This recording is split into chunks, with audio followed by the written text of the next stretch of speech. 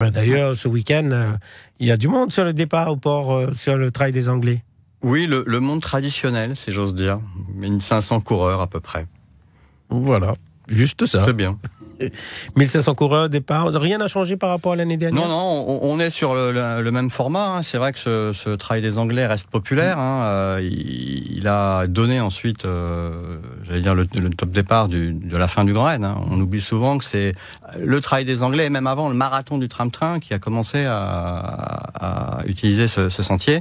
Donc non, on reste sur le même parcours. Il y aura une petite modification sur Roston, dans la possession, pour des problèmes de sécurité, hein, qui nous ont été demandés par la mairie. On passera dans le parc, ce qui évitera une possible coexistence de voitures et de trailers. Donc, mais sinon un parcours identique. Voilà, donc il y a juste c'est une petite bascule, pas plus. Il y a petite modification. Qu'est-ce que vous appelez bascule? Une petite modification sur le parc, non? Oui, légère modification. On passe par le parc Roston, qui est un parc naturel dans la ville de la Possession. Effectivement, qu'on franchira alors avec un petit passage, parce que tu connais, un petit passage rocheux de quelques mètres, alors qui peut-être peut créer quelques embouteillages, pas des embouteillages, mais quelques ralentissements. Et c'est aussi la vie du trail. Hein. Sinon, les gens vont faire des marathons sur la route, et là, il y aura pas de souci. Vous avez regardé la météo?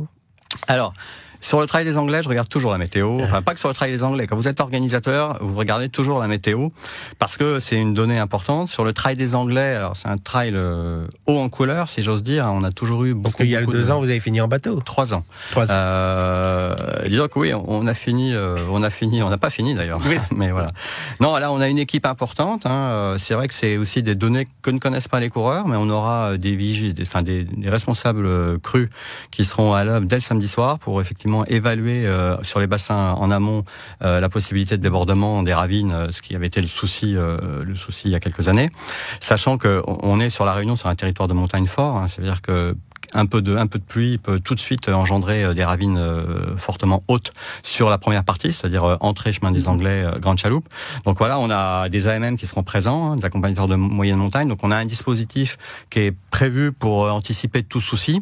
Donc voilà, on espère que ça se passera bien. Alors sous la coordination de Véronique Victoire, hein, qui vous écoute religieusement, mon cher Patrick, tous les vendredis et encore plus aujourd'hui. On fait un petit coucou à Véronique. Voilà, qui coordonne cet événement maintenant depuis un certain nombre d'années, et qui est en ce moment à la baguette pour faire en sorte que tout se passe bien. On est toujours, on a la quantité là, donc 1500 coureurs. On a, on va dire ceux qui aiment ça, ceux qui aiment ce trail des Anglais, et on a en général un beau plateau aussi. Oui, alors on a toujours un très beau plateau, parce que finalement c'est une course de début de saison qui est quasiment une course urbaine, si j'ose dire. Hein. Les gens partent tôt et arrivent tôt pour une bonne partie. Donc oui, on a toujours un très beau plateau. Je regardais alors des fiches faites par Véronique, hein, très bien faites comme tu peux le voir, avec les favoris. Et je regardais les gens qui avaient gagné 2 fois. Il y a que 2 personnes qui ont fait le doublé sur ce trail des Anglais. Quels sont-ils, mon cher Vous avez le droit à un coup de fil à un ami. mais tu peux pas voir d'ici. Non, mais je connais, mais Oliva? Non, pas Oliva, il n'a jamais gagné, Oliva. Alors, un triathlète. Quel triathlète a pu gagner 2 fois le trail des Anglais? Il y a David. Voilà, David a gagné. Et également, il y avait un autre coureur réunionnais très connu qui a gagné 2 fois, en 2018 et en 2014. Et pourtant, j'étais là. Hein. Tu étais là.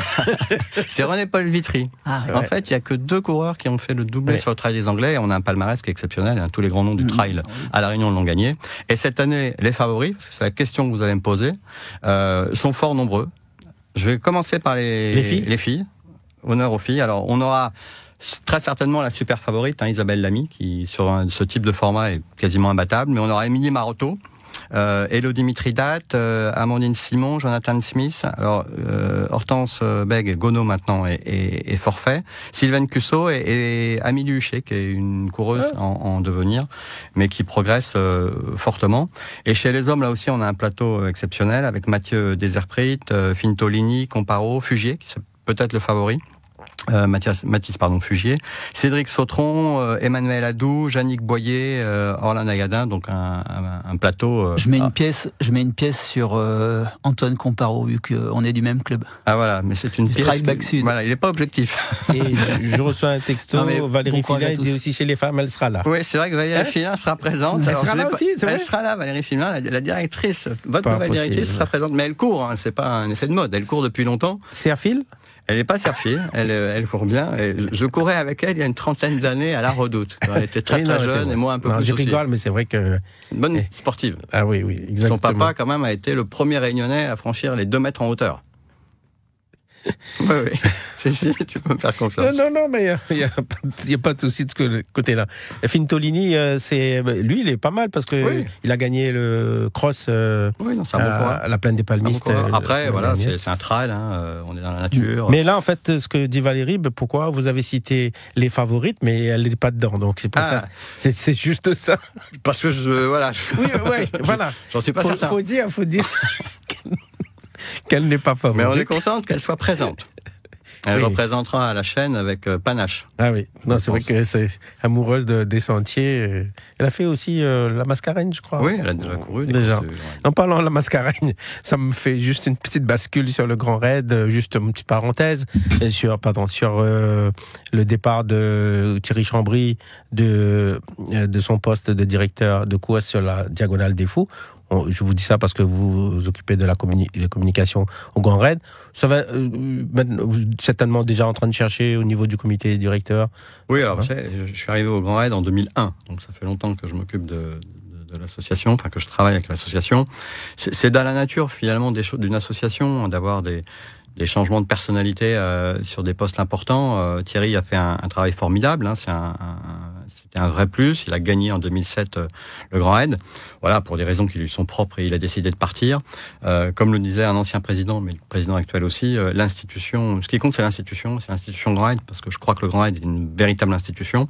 Et j'ai pas de doute que l'équipe actuelle retrouvera vite un directeur de course pour faire en sorte qu'on soit prêt le jour J pour donner le départ de toutes les courses et que ça soit à nouveau une belle édition. Ouais, Sébastien Billoc, il aime ça aussi. Bon, il a fait plusieurs fois le trail de Bourbon. Oui, alors cette année, je me suis pas inscrit. On a fait une très belle Zambrocale l'année dernière avec notre équipe du club là. Mais cette année, je me suis concentré donc sur ce fameux projet. J'espère être environ 30-35 ascensions pour l'UMC. Voilà. Là où je me suis inscrit, l'ultramarathon des cirques. Donc je ferai la première partie puisque j'ai un triathlon la semaine d'avant, donc je pourrais pas faire le total. Ou alors ce serait me mettre une balle dans le pied.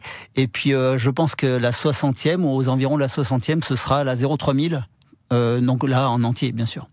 Donc là, cette année, on se concentre là-dessus. Et puis, parce que vous n'avez jamais fait la Diagonale des Fous. Alors, je me suis inscrit une année et j'ai bâché à Sentier Scout. Hypothermie, enfin j'étais dans le mal, mais par contre les Bourbons, j'ai apprécié faire les Bourbons, puis l'année dernière Zambrocale, j'ai vraiment aimé. Parce que là, quand vous faites les montées vers le Piton des Neiges, je veux dire, vous n'êtes pas novice, dans tout ça, quoi. Non, je ne peux pas dire que je suis novice. Voilà, mais... c'est ça, je dis. Donc, parce que certaines personnes de dire, il fait ça comment? Alors, habitué quelque part. Oui, il y a de l'habitude, mais ce qui m'intéresse, c'est surtout de représenter Monsieur Tout-le-Monde qui utilise les sentiers. C'est surtout ça le but du projet, c'est de montrer que tout le monde peut ramener ses affaires chez lui. Parce que là, quand à chaque fois vous faites les montées, là, vous croisez du monde dans les sentiers. Ah oui. Et puis ce matin, il y a des gens qui c'est vous qui êtes passé hier à la télé, donc c'est bien votre projet, il est chouette. Ah d'ailleurs, j'ai vu une peau de banane au gîte, vous penserez à la ramasser. Je dis non, c'est pas trop ça le truc. En fait, chacun ramène ses trucs. Donc voilà. Un excellent coureur. Ah bah oui, il monte quand même, on en parlait tout à l'heure, il fait ses ascensions en 2h40, aller-retour. Ce qui est quand même pas rien pour les gens qui marchent un peu, faire un aller-retour. Oui, c'est vrai. J'essaye de me tirer un peu dessus quand même. Voilà. Ouais. Je suis pas là pour acheter du terrain. Voilà. Non, mais c'est vrai, vous êtes un habitué de toute façon des sentiers. Vous avez fait le 03000 aussi. Oui, 2 fois de suite, 3 fois de suite même. Ouais, oui. Et j'étais dans les top 10, donc c'est un format que j'aime bien, ça, 5 heures d'effort non-stop. Voilà. Oui, le petit. T'as été podium au Mahoraid. Au Mahoraid podium, oui. De mémoire. Hein. Oui. Ça, c'était hier. Alors c'était le Marais de version trail, c'est-à-dire il n'a pas connu le multi. Il n'a pas connu le multi. Mais c'était 2012, 2013. Oui, à peu près. Ouais. Et le trail des Anglais, non? Je me suis jamais inscrit. Peut-être que je suis pas. C'est un peu trop tôt dans l'année pour moi. C'est tôt. Vous êtes entraîné là déjà? Oui, là je pourrais. Ouais. Ouais, il y a déjà un plateau technique tellement fourni que j'ai pas allé me frotter à. Et puis ils sont tous jeunes. Oh, il y a encore de la place là sur l'affiche. Je crois qu'il y a encore une place pour vous sur l'affiche. Une petite place.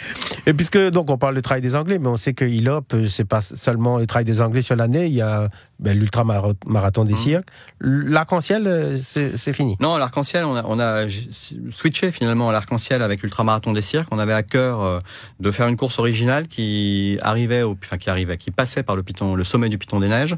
Donc voilà, on reste sur ce format-là, dans un format considère comme humain au niveau de la participation, pas des masses énormes, mais voilà, je pense que ça met bien en valeur les cirques. On passe dans les 3 cirques sur des sentiers assez compliqués quand même. C'est une vraie course pour personnes aguerries, mais voilà. Donc l'arc-en-ciel, pour l'instant, même si on a toujours de la demande, hein, mais on ne le refait pas. L'ultra-marathon des cirques, c'est au mois de juin. Au mois de juin. Oui. Les inscriptions ont débuté déjà. Déjà débuté, ouais, c'est pas plein? Non, c'est pas plein. Ah, c'est bizarre, parce que la dernière fois, je crois que c'est parti rapidement. Non, ça part tranquillement, mais ça devrait aller. Donc on a 2 grandes courses, on a ça. Oui, alors on a aussi Véronique est dessus et Chris Hammer, qui est le directeur de course. On a aussi le Trail des Seychelles, qui devrait normalement avoir lieu en août, le 23 août de mémoire. Alors c'est loin et c'est plus compliqué de finaliser tout ça, mais on est dessus et ça avance bien. C'est un magnifique trail, hein. C'est un format court un peu moins de 30 km. Alors sur un parcours totalement différent, extrêmement technique finalement. Mais voilà, c'est un parcours carte postale, hein, et pour découvrir l'île des Seychelles, enfin une des îles des Seychelles, c'est un bel événement. C'est vrai que ça commence à prendre sa place, on va dire. Disons que tous les territoires cherchent à avoir des événements outdoor, hein, quels qu'ils soient, hein, que ce soit terrestre, aérien ou même sur mer. Donc les Seychelles, ont des vrais sentiers. Alors, curieusement, je le savais pas. On a beaucoup randonné du coup là-bas. C'est des sentiers différents. C'est ça aussi qui fait le charme de l'outdoor, hein, c'est que d'île en île ou de territoire en territoire, on pratique sur des sentiers qui n'ont rien à voir. Donc c'est de la découverte. Donc on est dans du tourisme sportif, hein. C'est aussi ça la particularité de l'outdoor, c'est finalement allier plaisir et sport, et tourisme et sport. Et donc voilà, on espère qu'on aura quelques Réunionnais qui viendront courir, on a des Mauriciens et des coureurs séchellois qui ont un très très bon niveau, hein. Les coureurs séchellois, ils avaient gagné l'édition il y a 2 ans. Donc voilà, on communiquera bientôt sur ce trail. ILOP événement, donc événementiel. Vous faites pas seulement les trails, vous faites aussi du golf. Est-ce que cette année il y a encore un gros tournoi, hein? Oui, alors chaque année avec la Ligue, hein, il y a un Open professionnel Jean-Marie Ouareau étant le président de Ligue, hein, il a effectivement il est monté au créneau, si j'ose dire, pour essayer de retrouver l'appellation championnat de France de double, qui est une formule originale et qui faisait venir beaucoup de golfeurs. Donc cette année, c'était au golf du Bassin Bleu. L'an prochain, on repartira, c'est le régime de l'alternance, hein, au golf de Bourbon. Donc oui, en fin d'année, de manière traditionnelle, les tournois pro dans l'océan Indien se passent en fin d'année. Donc il aura lieu et c'est vrai que c'est une grande fête pour la discipline, hein, qui compte beaucoup de licenciés, hein. On est plus de 3000 et c'est un licencié, une personne, c'est pas comme en volley. C'est-à-dire qu'on a vraiment plus de 3000 licenciés. Oui. Et avec des jeunes aussi qui poussent, hein. On a, je pense à Mila Jurine qui est partie aux États-Unis et qui fait en universitaire, qui fait un très très très bon début de saison, et Melia Schmidt aussi qui vient, vous la verrez aux Victoires du Sport, hein, qui est sur un gros club parisien et qui enchaîne les très très bonnes performances en étant au centre de haut niveau de la fédération. Voilà, et pour revenir au trail des Anglais, recommandations pour les concurrents là pour dimanche matin, non? Non, alors qu'ils n'arrivent pas trop tard, hein, au port, c'est toujours ils arrivent au dernier moment, c'est toujours compliqué. Voilà, et non, pas de recommandation particulière. Passer un bon moment, voilà, sur ces sentiers qui sont sympathiques.